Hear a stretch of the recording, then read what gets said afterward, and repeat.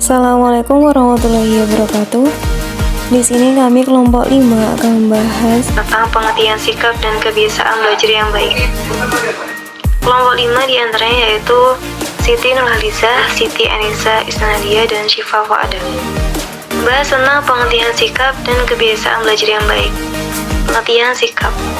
Sikap atau attitude adalah evaluasi atau reaksi perasaan, bisa dikatakan juga tentang sikap seseorang terhadap suatu objek. Objek di sini merupakan perasaan mendukung atau memihak maupun perasaan tidak mendukung atau tidak memihak pada objek tersebut. Sikap juga bisa merupakan perasaan, keyakinan, dan kecenderungan perilaku yang relatif menetap. Selanjutnya, kebiasaan belajar yang baik. Kebiasaan belajar merupakan perilaku belajar yang terbentuk pada diri siswa bersamaan dengan proses belajar yang dilakukan karena siswa mempelajari dan mengamati dari lingkungan sekitarnya, bukan bakat yang sudah dimiliki siswa sejak kecil. Kemudian membahas tentang ciri-ciri sikap. 1. Sikap tidak dibawa sejak lahir, karena sikap didapat melalui proses belajar dan pengalaman. 2. Sikap selalu berhubungan dengan objek yang dipersepsi oleh individu. 3. Sikap melibatkan perasaan dan motivasi.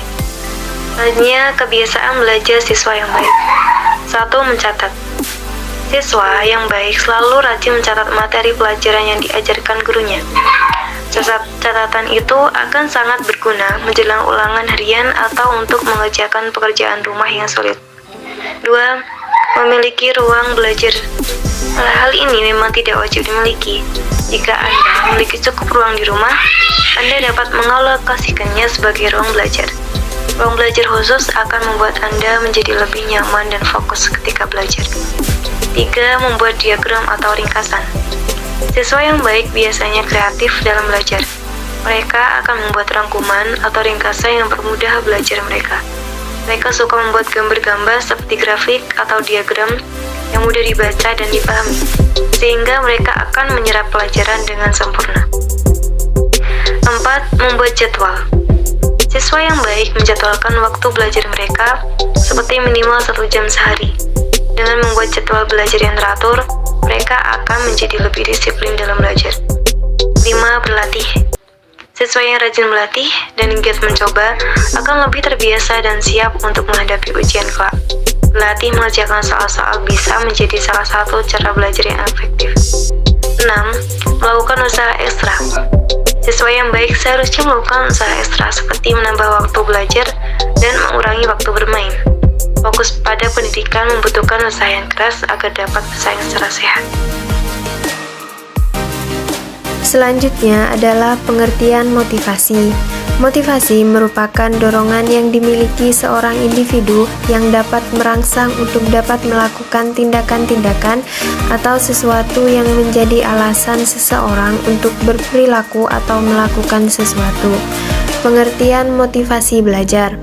Menurut Sardiman, motivasi belajar adalah keseluruhan daya penggerak di dalam diri siswa yang menimbulkan kegiatan belajar yang menjamin kelangsungan dari kegiatan belajar dan memberikan arah pada kegiatan belajar, sehingga tujuan yang dikehendaki oleh subjek belajar itu dapat tercapai. Jenis-jenis motivasi belajar. Yang pertama, motivasi belajar intrinsik. Motivasi intrinsik adalah motivasi yang berasal dari diri siswa sendiri untuk belajar. Yang kedua adalah motivasi belajar ekstrinsik.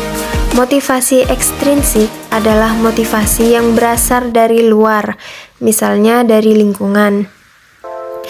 Berikut faktor-faktor yang mempengaruhi motivasi belajar. Yang pertama, faktor internal, yakni berasal dari dalam diri individu yang berbagi menjadi dua, yaitu faktor fisik yang meliputi kesehatan jasmani dan keadaan fungsi-fungsi fisiologis, dan faktor psikologis yang meliputi minat, kecerdasan, dan persepsi. Yang kedua, faktor eksternal. Faktor yang berasal dari luar individu ini terbagi menjadi dua, yakni faktor sosial dan faktor non-sosial. Faktor eksternal ini berasal dari keluarga, sekolah, dan lingkungan sekitar, baik lingkungan sosial maupun non-sosial. Pengertian prestasi belajar. Menurut Jamarah, menyatakan bahwa prestasi belajar adalah hasil yang diperoleh berupa kesan-kesan yang mengakibatkan perubahan dalam diri individu sebagai hasil dari aktivitas dalam belajar. Jenis-jenis prestasi belajar. 1.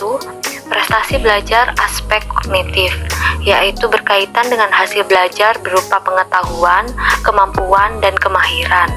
2. Prestasi belajar aspek efektif, yakni berkenan dengan sikap dan nilai. 3. Prestasi belajar aspek psikomotorik adalah kemampuan dalam masalah skill atau keterampilan dan kemampuan bertindak. Sekian presentasi dari kami, kurang lebihnya kami minta maaf yang sebesar-besarnya. Terima kasih, see you next time. Wassalamualaikum warahmatullahi wabarakatuh.